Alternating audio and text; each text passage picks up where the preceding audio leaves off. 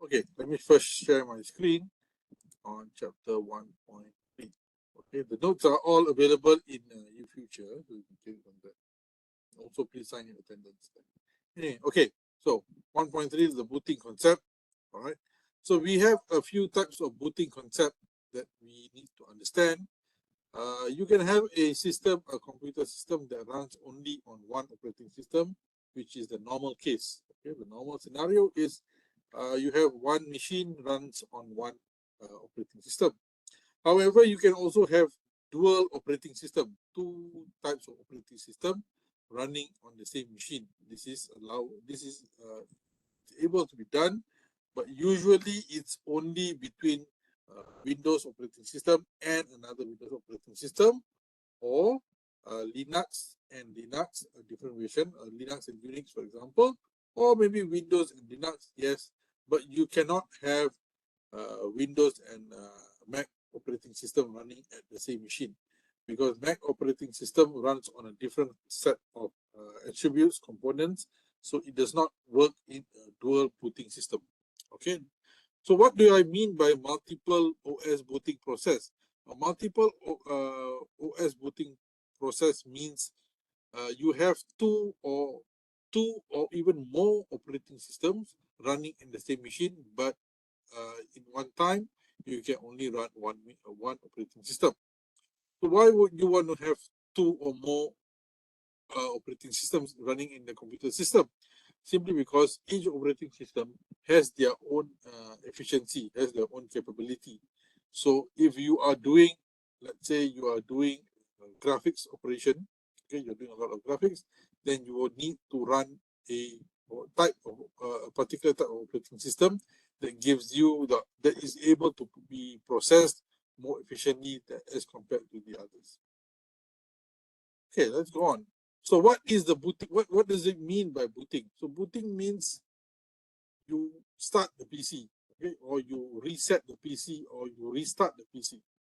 All right. So there are two types of booting. One is the cold boot. That means you turn it off and you turn it on for the first time. Okay? Turning on the computer that has been powered off. That means you off the PC, off the computer system for a while, and you turn it on. That is what we say is a cold boot. Warm boot means you restart your PC. Okay, maybe something is going wrong. Okay, you just restart the PC. During the booting process, the computer loads the operating system to its memory and prepares it for use. Okay, so this is point number 3, is the main concept of why we need to understand the booting process. What happens behind the booting process? So when you on your PC for the first time at the start of the day, early morning, you on your PC for the first time, that is called the cold boot. That means you're owning the PC first time from nothing to you get something on the screen. But if you along the way midday you restart your PC, then that is called a warm boot. Okay, so warm boot during this booting process is how the OS is loaded inside the memory. Okay, loaded inside the memory. What memory are we talking about? The memory we are talking about is the RAM. Okay, so the OS files is stored inside the computer system's hard disk, but since it's just being booted up, so it needs a program to automatically load this operating system files inside the memory. Okay, because there's nothing, there is no user program yet, so it happens automatically. So why is booting required? Booting is required because hardware does not know where the operating system resides and how to load it. Okay, because the hardware itself is just a hardware, it does not know how to do anything. Because if the PC is on, then the user can load file. Okay, let's say for example you want to open up Microsoft Word or Excel, the user has to click on the file or double click on the file and the file opens and so on and so forth. But it does not happen like that. Let's say you want Microsoft Word, you have to initiate something. It does not start automatically. However, when the booting concept, when the booting process happens, it needs something to happen. Okay, because the hardware does not know how to load the operating system. So that is why we need a program which is called the bootstrap loader or the bootloader. This program is a special program stored inside the ROM of the computer system, which functions as the operating system loader. That means it will locate the file inside your hard disk and load it into the memory. Once the file of the operating system file is loaded inside the memory, then this bootstrap loader program will stop. Okay, so this is a bootstrap loader or a boot loader is a special program which is stored inside the ROM. Okay, it's stored inside the ROM. Okay, and its main function is to help to load the operating system from the computer system hard disk to the RAM or to the memory of the computer system. Okay, that is its function. Bootstrap loader locates the kernel and loads it into the main memory and starts the execution. Now, what is a kernel? The kernel is something which controls the operating system. Okay, so to make you understand, in order for us to control the Microsoft Word, any application, we need the operating system. So the operating system is a type of software program that controls any application program and so on and so forth. But the question arises, what program controls the operating system? So this program or this software is called the kernel. Where does the kernel sit? The kernel sits inside the ROM. So once the bootstrap locates this, they will take the kernel to load the operating system. So the kernel is something, it's like the brain of the operating system. Okay, because each program, each application software has needs a OS. But what actually controls the operating system is the kernel. Okay, so the booting process happens in a sequence. You can notice this when you on the PC for the first time. What actually appears on your screen? It does not appear. Your desktop does not appear immediately, or your desktop screen does not appear immediately. Maybe some of you will have the brand of your laptop, Dell appearing, Acer appearing. And then it takes a few minutes or a few seconds until your first view of the desktop screen appears. So during this process is where the bootstrap program is actually happening. Okay, there are certain sequence it needs to do. Okay, even for example, when you start your car, it does just not start immediately. It does something. Something happens behind this in the sequence. That means it checks maybe for the petrol, it checks for the engine oil, and so on and so forth. Only then it can initiate or start the car. The same concept goes to the operating system. Okay, when we boot the computer system, the booting process or the booting loader or the booting sequence is a set of operations that computer performs when the system, when it switch on that load and operating system. Okay, so there's a sequence. First it does what, second it does what, third it does what, and so on and so forth. So in a single OS booting sequence, single OS means there's only one OS running. Only a single OS is installed in a partition. Okay? I hope you understand what is a partition. Okay, a partition is a special location given inside your hard disk. Some hard disks there is no partition. That means there is only a C drive. Okay, some hard disks you can make it as 2 partitions, 3 partitions, 4 partitions. Each partition is each partition is a place to store the files. Okay, and there is also the main partition where the operating system files are being stored. So now the booting process concept is to locate that OS file which is inside your hard disk, which is in a partition. We are not sure where, but the booting process will locate this particular file. All right. So the first process, starting when you turn on your computer system, is to run basic input-output system. Okay. So this is the first thing that happens when you on your PC. The BIOS comes to life. where is this BIOS located? This BIOS is located inside the ROM. Okay. So what is the booting process? The booting process is a concept. It's a sequence. First, they bought BIOS, basic input output system. What does that mean? It checks for all the inputs which is coming through the computer system and all the outputs, all the hardware. It will check on the keyboard, it will check on the mouse, it will check on the monitor, it will check on the hard disk, anything which is giving the input or receiving output from the computer system, it will check. Why does it need to do this? It's basically to determine if any of the connected hardware is at fault. If one of the connected hardware is at fault, meaning that hardware has some problems. Okay, so next, the BIOS has two functions to conduct post. Okay, post and read the MBR. MBR is a location inside the hard disk. Inside the hard disk to locate the OS files. That is what MBR. That is the meaning of, or that's the function why we need to locate the MBR files. All right. The post function is to check all the hardware devices connected to the computer, like RAM, hard disk, and make sure that the system can run smoothly with the hardware devices. If the post is failure, the system halts with a beep sound. Then the BIOS checks boot priority. Okay. What is the meaning of boot priority? The order in which the computer checks different storage devices for operating system. Okay, so power on self-test checks all the hardware, checks the keyboard, checks the mouse, checks the speaker, checks everything. Okay?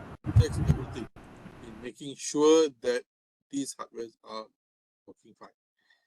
If there is a failure, then there is a beep sound. So when there is a failure, then that's a problem. Now the BIOS will make sure that if it's a major problem, stop loading the operating system, or maybe go into the priority, boot priority. The boot priority means which hardware to check first. It does not check all the hardware together. It does checking one by one. Okay? The hard disk, the RAM, monitor, the keyboard, mouse, and so on and so forth.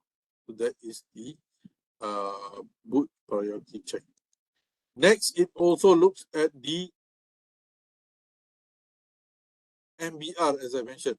So MBR, what does MBR stand for? MBR stands for Master Boot Record.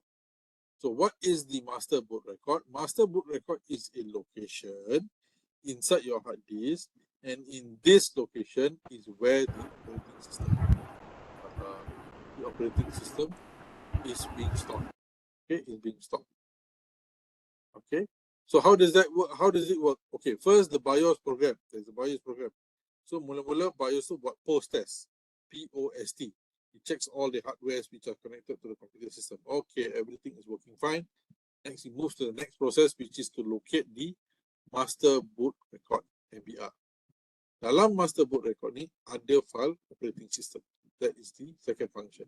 Okay, so and normally, if you look at the structure here, this is an example of the hard disk. Okay, the first partition, not the primary one, the first partition right in front is where the operating system file sits. Okay, so that's why you can also install your operating system inside your thumb drive, because it will check each and every hard disk which is connected to the PC to check where is the MBR folder, the Master Boot Record folder, because it knows that inside the MBR is where the operating system files is. So once it has located the MBR file, it will load that file inside the memory, which is here RAM. Right? Next, once it has loaded inside the RAM now, okay, so the MBR contains a small program known as Bootstrapper Loader, which is responsible for booting any operating system. Okay, now the data operating system. Now it goes and check everything else. Okay, now the operating system is now being loaded. Okay, this is basically how it looks like. This is how it looks like. Okay, now next slide. How does it? Okay, now it allocate the OS files. Next, it will start to look at the next one, which is the active partition. The active partition is in your PC. There are, let's say you have 2, 3 partitions, which is drive C. Drive C is important because the MBR files are all, some of the are also pointing to drive C. So drive C is considered the active partition. Okay, active partition, or some books call it primary partition. So next, it will look at the active partition to check all the files, and then it will look for this particular file. So this particular file in normal operating system. So these are the files needed to load the operating system in Windows. Okay. Kalau dalam Unix, file dia mungkin lain. Okay, file dia mungkin lain. In a DOS operating system, file dia macam ni. It's still the same process. Warm boot, cold boot, post, bootstrap, and then deal. Kalau dalam Windows, you will look for this particular file, but in DOS operating system, it will look for this particular file. Okay, and then load that file inside the memory. Okay, so it's the same for other operating systems as well. The boot loader program sits inside the ROM and cannot be modified, but can be used by multiple operating systems. Okay. You do not have to have a different type of bootloader program for each operating system. You only have one, and that one is good enough. You can run for multiple operating systems. However, you cannot run together with Windows and Mac operating system. A Mac operating system only specifically runs in a Mac PC because of the architecture, because of the design and implementation. It only allows a user to use a Mac PC only. All right. Similarly, if you have Windows 7, the previous one, you are also using the same concept of the post and MBR and so on and so forth. All right. So basically, this is how the sequence go in a Windows operating system. All right. Once the MBR files are located and the operating system files are located, these files are very important. These files are the important files that the bootstrap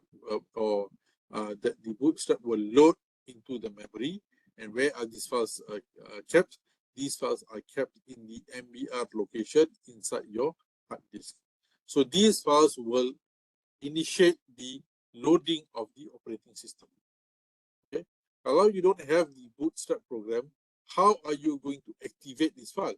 Because you don't know where is it. How do you want to open up this file? So that is why we need the bootstrap loader program to actually load these files into the memory. Once these files are loaded inside your memory, then PC can be turned on and so on. The operating system can start loading itself. In the Unix operating system, almost the same.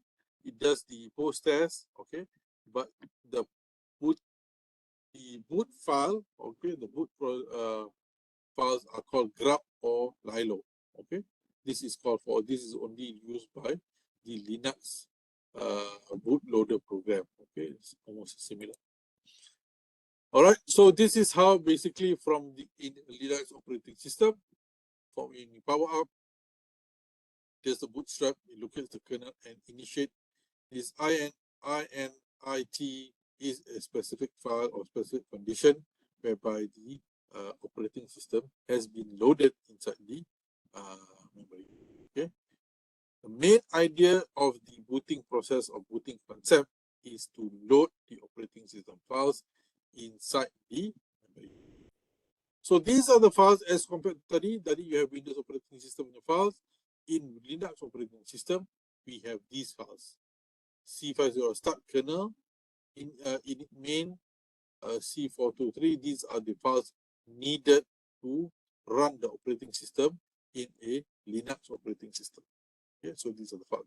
So you need to remember this, and you also need to remember those files inside the Windows operating system.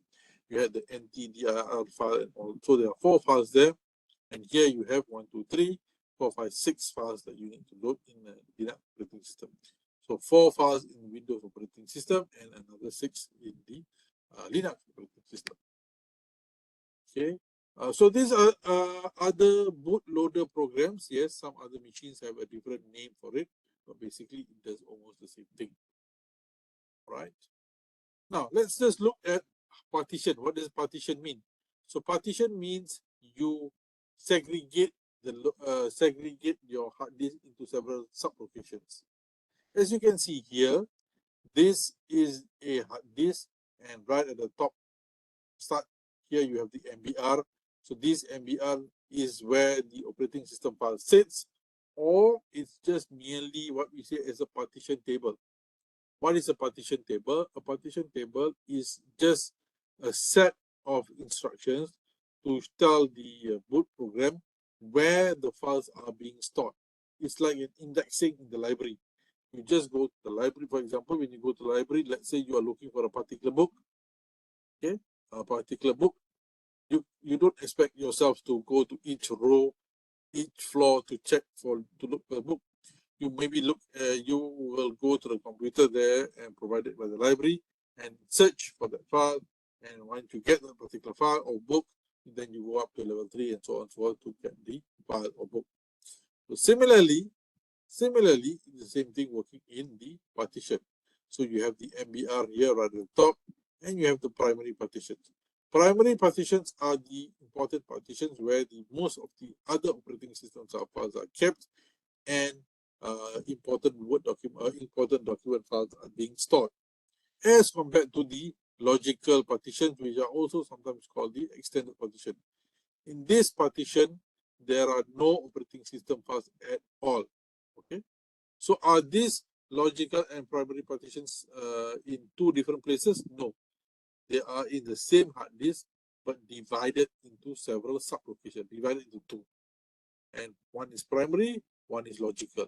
And among logical, you can subdivide them as well. Subdivide them. All right, next you look at, okay, what is a primary partition definition here? Okay, so it says basically you can have up to 4 primary partitions, and you can have more than 1 extended logical partition. All right, so MBR is the normally, because MBR only stores a very small file there, which is the operating system file. The location of it is very, very small. Okay, and the size is very small. So MBR contains a small program known as bootstrap program, which is responsible for booting into any OS. The MBR is where inside MBR location is a small program known as the bootstrap program, which actually loads or helps to load the OS. Okay, so this is another example of how partitions are you can look like. Okay, so here you have the primary and these are the extended. So apa maksud extended? Extended is where it's inside the same partition or logical, but you cannot or you do not put your OS files here. OS files by default is in the primary partition. So how does a multi OS booting sequence or picture looks like? Is basically like this. In this example, I've downloaded 2 operating systems, and each at any one time I can choose either Windows 8 or Windows 7 to run my machine. I cannot, however, I cannot run 2 operating system machines at one time using one screen and so on. So it does not work that way. All right. So these are, again, this is the booting concept flow in a general flow. So if you are loading a DOS operating system, you use these 2 files. If you are using Windows, these files, Mac OS, selected extension, Unix, and so on. So these are the general.